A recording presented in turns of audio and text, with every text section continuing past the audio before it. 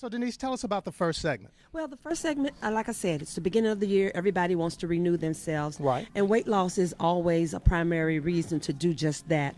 But Kentucky One Health has a lot of locations now involving their bariatric and weight loss surgery. And this is one of the physicians, one of the surgeons. So let's just take a look. I am delighted because, again, indeed, it's time for another segment of Kentucky One Health, Living Well. And I am just delighted with this segment because we're at the first of the year.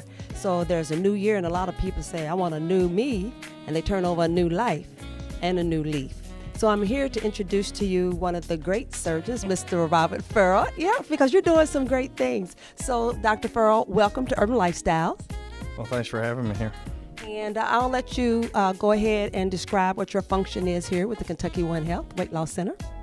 Well, I do general and bariatric surgery, so we focus on being able to help patients that struggle with their weight and struggle with being overweight or morbidly obese.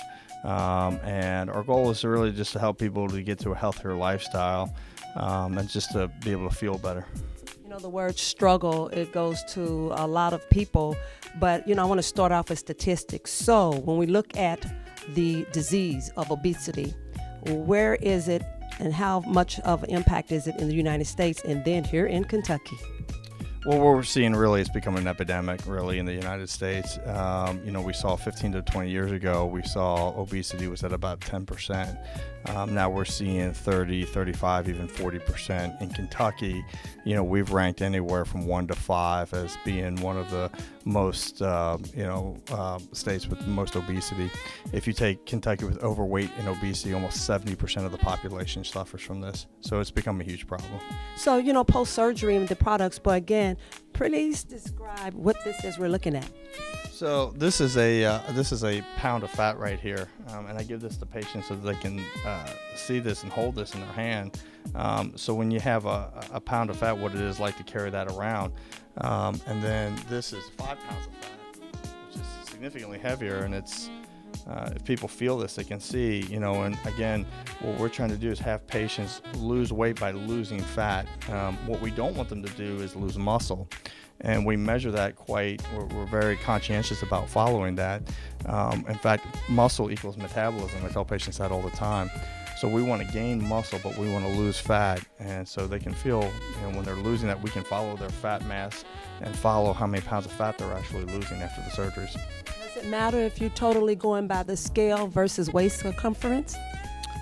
That's a great question. We see that, again, muscle's heavy, and I tell patients that. So when you're putting muscle on, a lot of times you're losing fat and you're putting muscle on. Patients will come in and they'll say, well, I've dropped a bunch of sizes. Particularly females will say, I went from, a clothes size of 18 or 20 or 22 down to size 6 or 8. And yet they'll ask, the weight number seems to be higher than what it was when I wore that at one time. And I say, you've put a lot of muscle on, your body has changed quite a bit. So we measure arm circumference, waist circumference, thigh circumference. So there's a lot of things that go into the weight loss. There's bone density that goes into the weight loss. So we try to tell patients that the weight number in and of itself is not an end-all be-all number. It's just a number. So does it matter, Dr. Farrell, then, that as the patient is losing weight, that, as they say, the weight around the middle, the visceral fat, is so much more stubborn, harder to lose? Are you more pleased when that goes, or does it matter if it's kind of like last to be lost? Well, and they losing more in the hips everywhere else instead of the middle, and I know it's a stubborn type fat. And the visceral fat in the middle is a stubborn fat, and definitely when I get different patients in, they're concerned with different areas of their body that they want to lose fat. And I tell patients that that fat, losing that weight is it's going to be the hardest to get off. There's easy weight to get off, I call it, and hard weight to get off. You'll get as they lose weight, the first 50 or 60, 70 pounds tends to come off a little easier, and then we get into the real stubborn areas. And that's where it gets real important that we start to change that lifestyle. We start to add exercise in. We start to add in stretching in. We start to add yoga in. We start to do things to be able to mobilize some of that visceral fat in the middle. But if you stay at it and you really change your lifestyle, that's when patients really see the results. And Dr. one last question. We look at benefits and then risk ratio. What are the risks involved? Anytime you have surgery, there's always going to be a risk of surgery. And I tell patients, anytime you get on an airplane and you fly a plane, there's a risk, but we don't see plane crashes very often. And the other thing I try to tell patients is, what is the bigger risk, having surgery or not having surgery? Patients that start to develop comorbidities such as diabetes, high blood pressure, heart disease, sleep apnea, they're putting themselves at tremendous risk. So the risks of these surgeries are well less than 1% of having any kind of major complications. The risks of these other things I left off are much, much higher for having problems. So I tell patients that you have to really think about it in terms like that.